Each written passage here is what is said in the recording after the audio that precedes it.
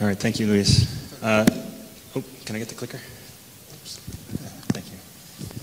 All right, yeah, my name is Mike Falkowski, and I'm a professor at Colorado State University, but I'm currently on loan to NASA headquarters in Washington, D.C. And the work I'm presenting today is really research that took place that Andy and Hudak and I have been collaborating on for several years. So this represents work I was doing before I got to NASA headquarters, although it was funded by 2 different programs within NASA. And I'd also like to thank Patrick Fekete here, who is really the one that did a lot of the heavy lifting on this work.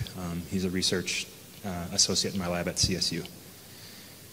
And so the motivation behind this work is really centered around the fact that we have a growing number of LiDAR data sets across the US, across the world, and certainly in the Pacific Northwest here. We have quite a few LiDAR data sets. And in some areas we also have plot data sets. So those are indicated here by purple. And if we can find a way to effectively leverage these data sets, we can probably most likely improve regional assessments of above ground biomass and forest carbon. But there are some issues. Number one is these LiDAR data sets are spatially disjunct. They covered several different ecoregions, for example. And they're also collected at different times. They may be spanning 10 or 15 years between some of these acquisitions in the beginning towards when the last one was collected. They're acquired with different project goals, and so there's different LiDAR acquisition parameters, different point densities, different scan angles, and all sorts of other things like that. And then the field data are often collected with different protocols, so there might be different sampling techniques, different plot sizes, different attributes measured. And then in another situation, we may not have field data collected at all. This could be due to accessibility issues, or maybe we're repeating a LiDAR acquisition and we don't collect field data, or in a lot of situations, these data sets are collected without forestry goals in mind. So the goal of this research is really to try to understand how we might be able to leverage both spatially and temporally disjunct LiDAR data sets and associated plot data to develop regional LiDAR-derived models of forest structure. And I'm going to do this by looking at 2 different papers we published. One was focused on combining field data and measurements across time to improve estimates of forest structure. This is what I'm going to refer to throughout the talk as temporal transferability. And the other one is to predict forest inventory data to LiDAR units where we don't have field data associated with them. In some situations, and this is what I'm going to refer to as spatial transferability. And there's a lot of reasons why we might want to do this. As I mentioned a couple slides ago, this could improve, if we could figure out what some of the limitations and strengths of these situations are, we might be able to improve regional assessments of forest structure. If we're successful in terms of transferring forest structure models, through time, we could potentially reduce the cost of field sampling efforts or reduce the amount of time we put into collecting data in the future. And then certainly, as you saw from John Armstrong's presentation yesterday and other JEDI presentations, this model transferability idea is what missions like JEDI are actually using to develop their global models of biomass. And so by understanding some of the limitations and some of the strengths, we might be able to better improve and understand how these methods are working. And then unfortunately, I don't see Nicholas in the room, so he's not going to be able to see the brilliance of his question this morning come through in my talk. But if we're able to reduce the amount of field data we collect and the amount of LiDAR data we might want to collect in the future, we can certainly reduce the carbon footprint of our science. Of course, this is not something I'm evaluating in this talk, but it's just an idea that came up after Nicholas's comment this morning. So in terms of temporal transferability, the main question is, can we combine field measurements across time to improve estimates of forest structural variables from LiDAR? And to do this, we leveraged repeat field samples and repeated LiDAR acquisitions in one study area to see how we can improve attribute modeling through time. And so to do this, we first developed a baseline imputation model where we took our reference observations, that's our plot data and associated LiDAR data in those locations, collected at the same time, and evaluated our results relative to those baselines. So we did that for 2 different years, and then we addressed 2 different hypotheses. One, that we can successfully predict forest inventory attributes across time. And by doing this, we developed imputation models from 1 year and validated them with the plot data from the alternative year. So we had data collected, LiDAR data and field data collected in 2003, we had LiDAR data and field data collected in 2003. And so in this case, we developed our imputation model with 2003 LiDAR and field data, and then applied the 2009 field data to see how well we did. And then we also looked at predicting attributes without regard to time. And so in this case, we took our field data from 2003 and 2009 and our LiDAR data at our reference locations and pooled them together in one data set that we used to develop our models. And then we looked at model fit statistics to see how well we did by pooling our models together. All this work was conducted in northern Idaho. In this particular temporal transferability study, we worked on this study area called Moscow Mountain, where we had a LiDAR acquisition in 2003 and then another in 2009. And both we had collected field data at both times as well. Both were 10th acre fixed radius plots, and they were collected according to a stratified sampling design where we looked at different elevation strata, 3 solar insolation strata, and then a canopy cover strata derived from Landsat. And we tried to remeasure the plots in 2009 that we measured in 2003, but not all of them could be located. And we were able to collect about 75 again, and then we re-stratified that area and then added 4 new plots. We're using random forest K-N imputation, where n was set to 1, so 1 nearest neighbor, and then our response variables were our plot level forest inventory attributes, so above ground carbon, basal area, stand density index, and volume. I think I'm only showing above ground carbon today. And then our predictor variables were standard LiDAR metrics derived from either Fusion or LAST tools, the standard ones you might see like elevation metrics and canopy cover metrics, as well as topography.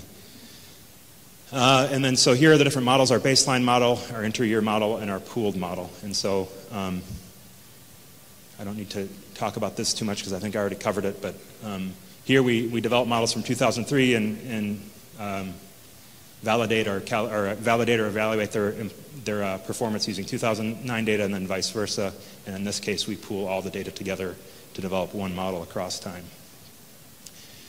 So when you're doing something like this, it's really important that you make sure your field data are representative of the conditions you're trying to predict to. And to kind of assess this before we got started, we did a principal components transformation on all of our LiDAR metrics, which is denoted here in red.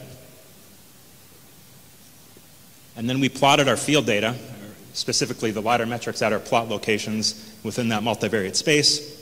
And we can see 2003 here is in these hatch marks, these plus signs, and then 2009 is in the blue. And we can see that in general our plots all fall within this distribution, but in 2003 we actually covered the range of conditions better than we did in terms of our sampling as compared to 2003. We're getting this end of the distribution here much better.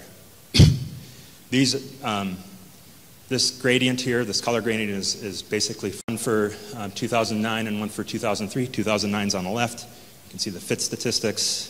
Maybe you can, it's kind of hard to read. R squared here of 0.53, so very low R squared relative to our 2003 model. And again, it's because we didn't really sample our conditions all that well in terms of the high biomass in 2009. So again, getting a dry throat. I don't see Nicholas in the room, and it's really hard to make a joke about somebody that's not in the room. So please tell him I said offensive things about him, but every time I see this point, I think about Nicholas and just wonder if he's always been that way or if something happened to him in his past.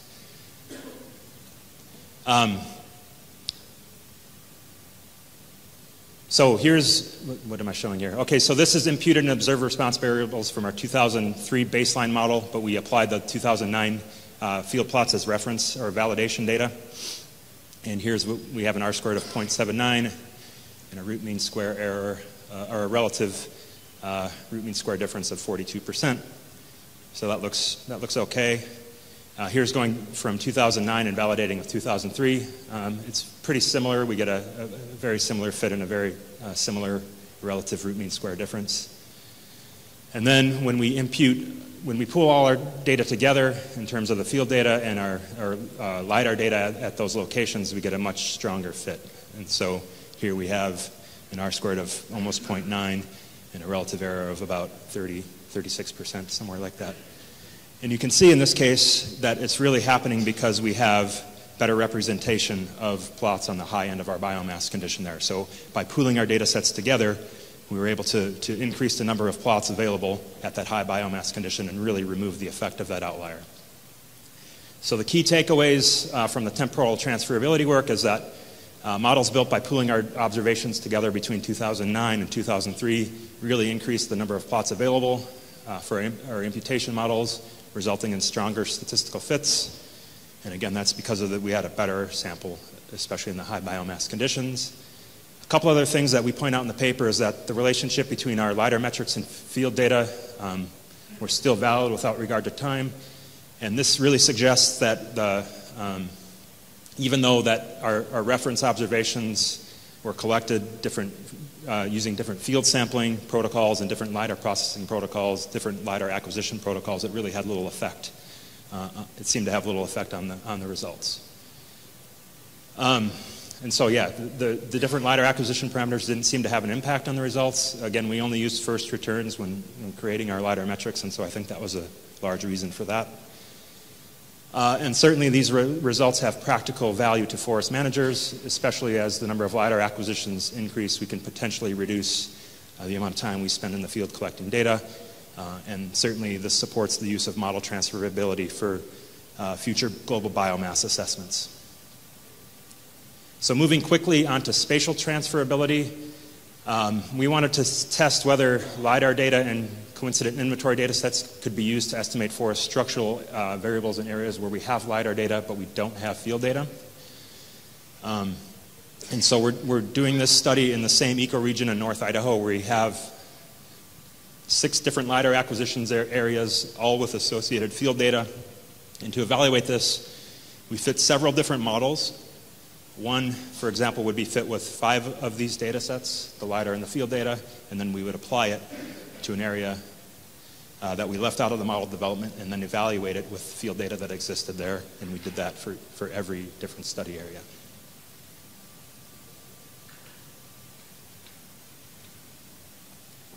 So the LiDAR data were collected anywhere between 2002 and 2015 within the same ecoregion. Very similar plot sampling protocols. I mean, we had plots were all of the same size. They were all fixed area plots, but they were stratified in different ways. And mainly the biggest difference between our plot data was the fact that some study areas had a lot of plots and some other study areas had very few plots. And this, as you'll see, ends up having some impacts on our results. And certainly there was much different LiDAR acquisition parameters in terms of point density especially. So I don't see point density on here. It's really hard to read, so I don't think you guys can read it. Anyways, some of these study areas had very low point density and some had very high point density. Again, we're using a very similar model development, random forest. In this case, we're doing regression rather than imputation. Predictor variables are about the same. LiDAR-derived metrics from either Fusion or LAST tools at a 20-meter spatial resolution, which mimics the size of our plot data. And I already said this, we fit our models in different areas and then applied them to areas where we withheld the field data from that particular area. And then we looked at internal random forest fit statistics to evaluate model performance. And then we also used equivalence testing to see how equivalent our predictions were in areas where we withheld the field data. So here's our results. These are equivalence plots here. We have one equivalence test for bias and one for proportionality, and this is by study area. And basically what you want to see is if your black bar here, your confidence interval is within this region of equivalence, which we set to 25%, you can consider them equivalent. And if they're out, they're either biased high or low. And then the same applies for the test of proportionality here. I don't know why my throat is so dry. So 4 out of the 6 models were equivalent in terms of bias. I'm just showing you a basal area here. I didn't throw in stand density. And then 3 were statistically equivalent in terms of proportionality. The Fernan study area is bias low, and the proportionality test demonstrates that we have under predictions at higher observations and over predictions at the lower observations. And then in terms of upper low, we have a high bias model, and then under predictions at high observations and over predictions at the lower observations. Here are the one-to-one plots from our predictions versus our withheld data at each study area. And it's really hard to say a lot about this, but this is the Fernan study area, which was not equivalent. And you can see we have very few plots in this particular study area. I can't remember the number. It was very low. And then here's the upper low, where we get a much larger spread at the higher end of the distribution. And this, relative to the study area size, this is also a very small number of plots. So these data were not collected to do this kind of study. So, you know, if I was to do this over again, I would try to develop a sampling protocol that was consistent across the different LiDAR units to really try to get a better idea of whether or not this was effective. So key takeaways in terms of spatial transferability. Again, even though our field plots were collected using different sampling protocols and the LiDAR were collected using different acquisition parameters, 3 out of our 6 models for basal area were equivalent. It was worse for stand density, which I didn't show, but that's no surprise. Stand density is harder to predict than basal area from LiDAR data. It's really different to determine the cause of why we saw non-equivalence in some of those areas, but it's likely due to the low number of plots in those areas. If you look at things like LiDAR acquisition parameters where we had low density LiDAR, those study areas came out as equivalent as compared to areas that had some higher density acquisition. So it didn't seem to be the LiDAR acquisition that was influencing that. So it's really hard to come up with a strong conclusion, but I think the limitations in our plot data really point to the fact that maybe this would work if we had a better data set to work with. And certainly it did work in certain situations. So I don't think we can state that spatially transferring models should be a substitute for local inventory, but it might provide reasonable estimates until inventory data could be collected in the future, for example. You just have to be willing to accept a higher level of error when predicting attributes to areas where you don't have LiDAR collections, or where you have LiDAR collections but not field data. And so we are certainly in future work, and this is a paper that we have in review right now where Andy's the lead, where we're leveraging these regional LiDAR acquisitions, climate data, and Landsat time series data to develop biomass predictions through time across the Pacific Northwest. So that's in review right now. Yeah, if you want to read more, there's 2 of these papers came out, one just last year and then another about 3 or 4 years ago. So go ahead and read more, and I'll take any questions you might have.